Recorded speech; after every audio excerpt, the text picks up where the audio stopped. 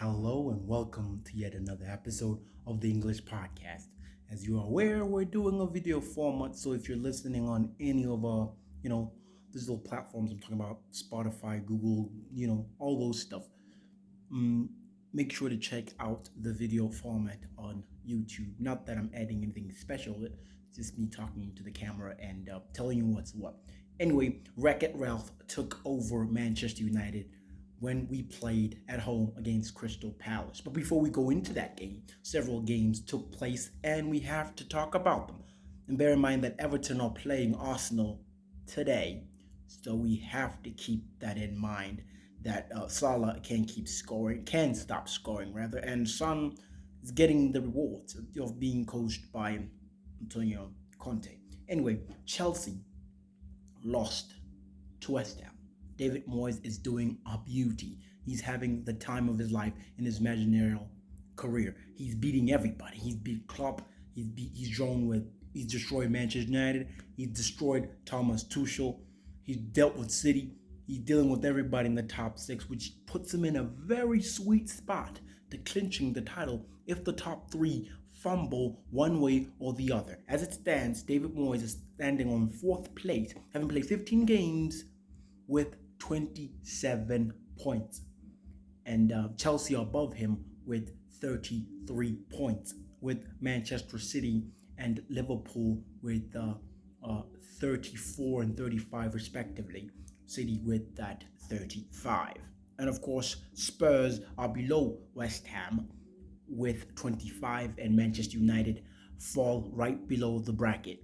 But before we talk all about that, the league standings, Newcastle could be facing relegation if they do not improve their stance on performance. Of course, they got away with the win this time around when they played at home against Burnley, and they won by a single goal. West Ham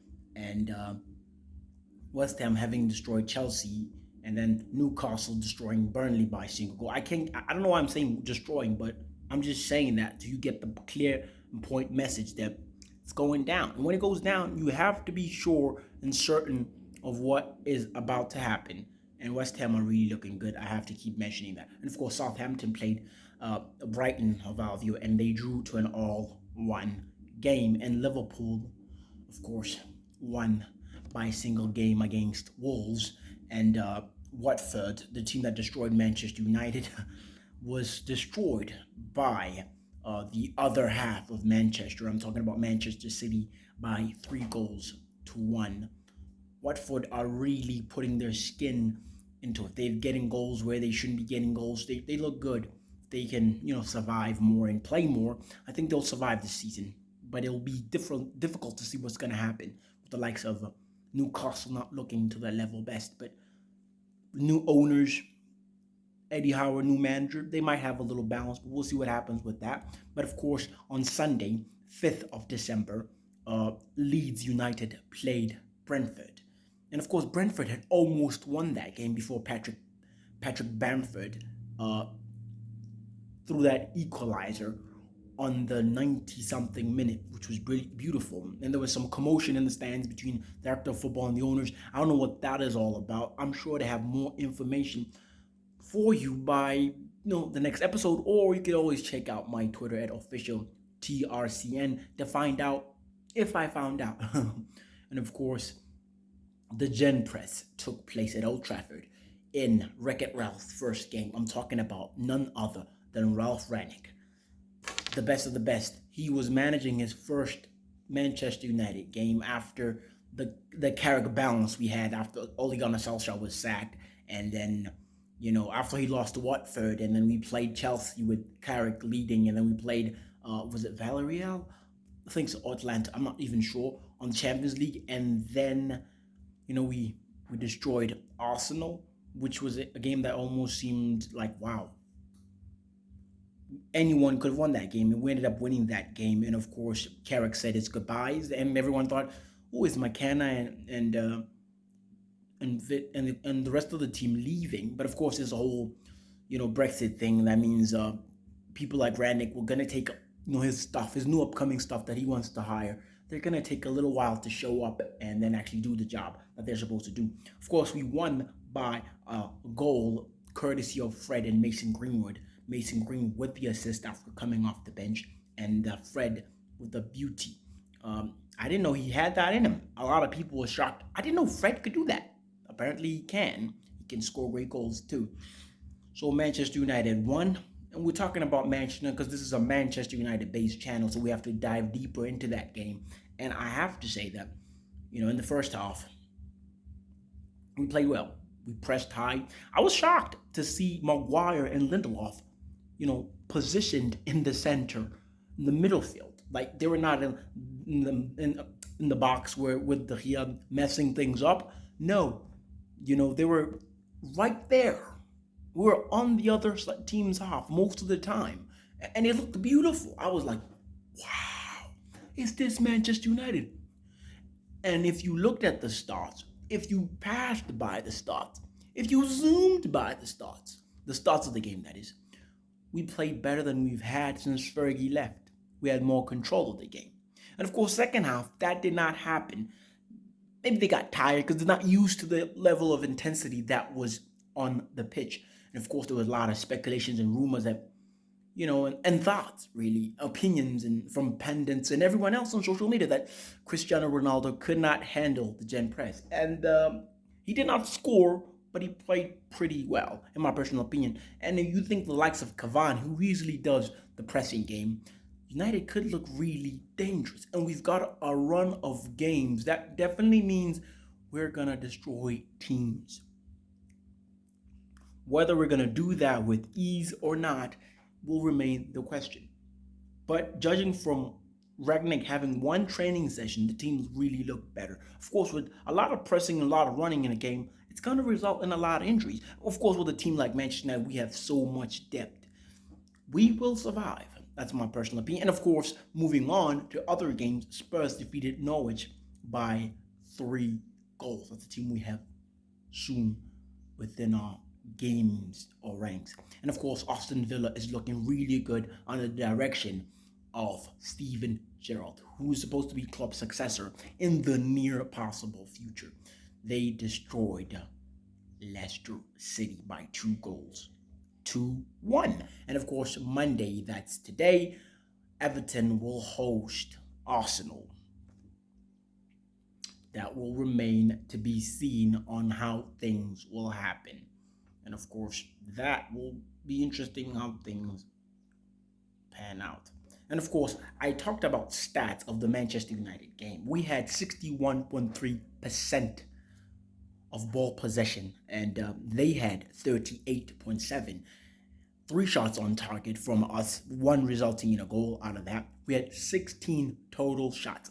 More shots we've had in the first half. 10 shots in the first half. More shots I've seen us having in a mighty long time. We had 735 touches. They had 529, 530 passes, 24 tackles, 14 clearances, 9 corners. Usually teams have more corners than us, but we had a lot more corners. And of course, 3 offsides. Rashford could not sit down. And of course, that is what happened with us. And we're looking really, really good. So far, we have, in the last 5 games, we won against Tottenham by 3 goals, lost against City by 2 goals, lost against Watford by 4-1, and drew with Chelsea 1-1, and of course the Arsenal game where we won by 3-2. And that looks good for us in that sense. We're looking good. We could have a brighter future in the upcoming future. And then when you look at the log and you're trying to find out what happened and what's what and who we playing next, and when you look at our current form, we're playing Norwich on the 11th of December, a Saturday. So we're playing them, Norwich, which means we're gonna win this game. And I'd like to see Van der Beek.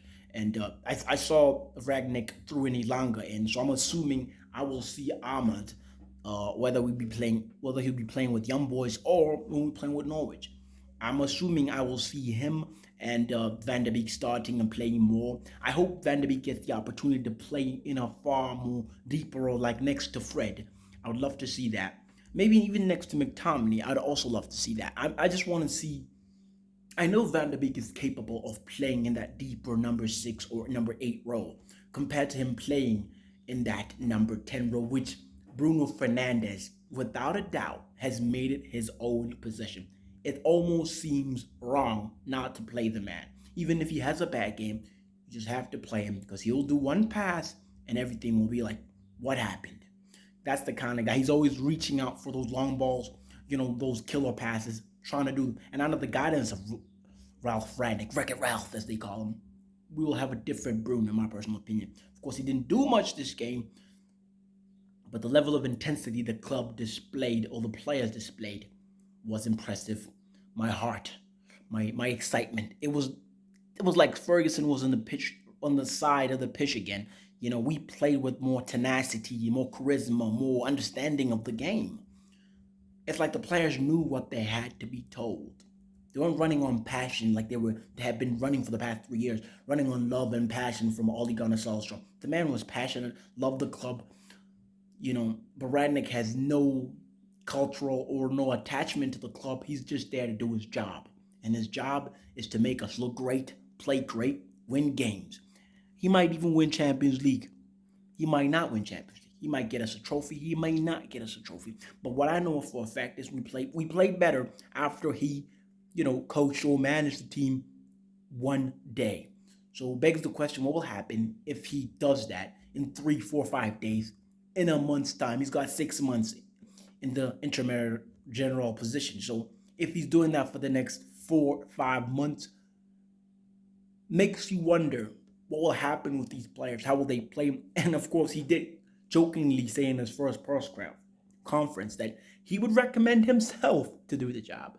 Hopefully, we're not going to rush into giving an interim manager the position just because he's doing well. Remember, Ollie had the same situation. He did so well, we gave him the job, and he looked great.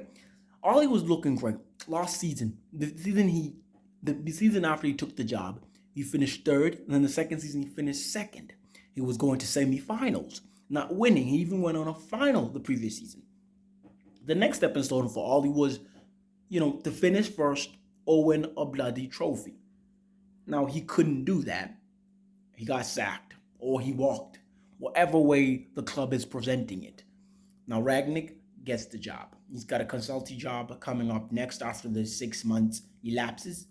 Whether he recommends himself or he does what he did at other clubs where he did that at Red Bull Leipzig where he finished, he gave it to Jules Nagelsmann to take over the threshold, who was apparently now managing Bayern Munich. So if he does that with Manchester United, takes it for a year or whatever, how long he feels will be the perfect moment to step down and let someone else who have probably the same vision, the same sort of mentality, the same eye for the game, if not better, similar, that wouldn't go against his line of planning or his development that he would have done to the club.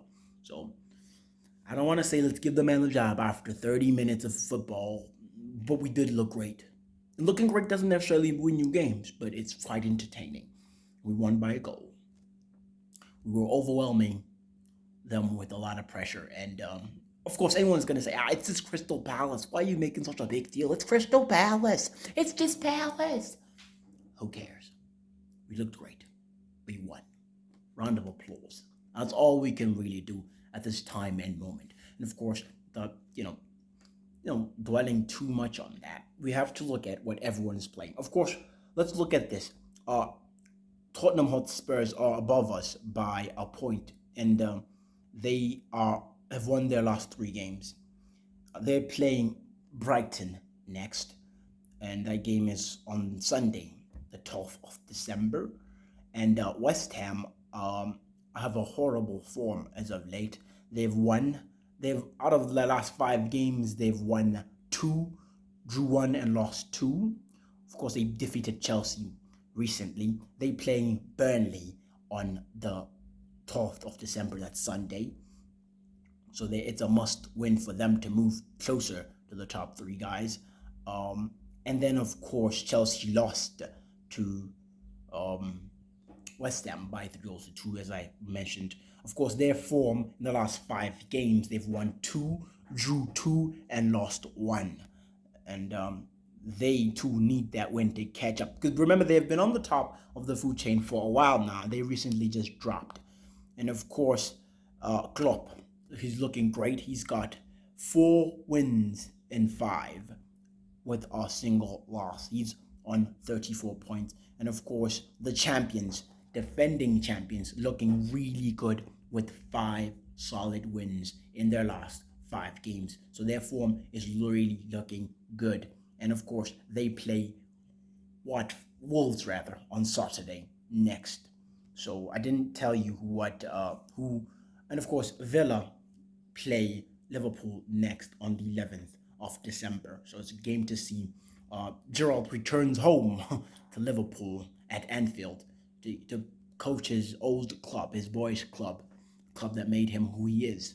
So it'll be a great game to see and how the fans receive him. He was, or he still is a club legend for Liverpool. So let's see how the fans receive him and how he performs in his new club, that is Aston Villa. Bear in mind, I mentioned that for me, it seems like he's being groomed for that position. And of course, that will remain to be seen. Arsenal are currently sitting 7th behind us by a point. Just to mention them because they're close to us, they're playing Everton next. That's today's game. So as I mentioned, so which means they could actually jump right over us. We could be 7th by the end of the day. We're 6th right now, but we could be 7th. All we have to do is pray and hope that they lose to Everton. That's all we have to do. Will that praying be enough? Will it save us? Will it spare us? Will remain to be seen. But from what I know, Wolves are sitting at 8th with 21 points. So the league is looking good. And Brighton, of course, Graham Potter is doing a phenomenal job. He's sitting on 9th place with 20 points. And of course, we can always skip through all that and look at the danger zone. We're talking about the bottom 3. And as I mentioned, Newcastle, Burnley, and Norwich all sitting at 10 points. Of course, Burnley have a chance of escaping because they have a game in hand, having only played 14 games. So they might escape that, which means if they escape that, Watford could be in trouble. But of course, it's too early to call. We're not even at the halfway line. So anything can happen. It's the English Premier League, man. It's the English game. Anyway, thanks for hanging out with your boy, Reese Jansen, and you've been watching the English Game Podcast. And if you've been wondering, where's this guy been? I'm back now. We're doing a little stuff. So we'll be hanging out this time, and hopefully you get to see more of me, and I'll get to see more of you. I'm launching a couple of variety shows on my YouTube channel, so you go check that out. When it's out, nothing is out yet, relax. When it's out, you'll check it out. In the meantime, y'all have a blast. Thanks, and adios.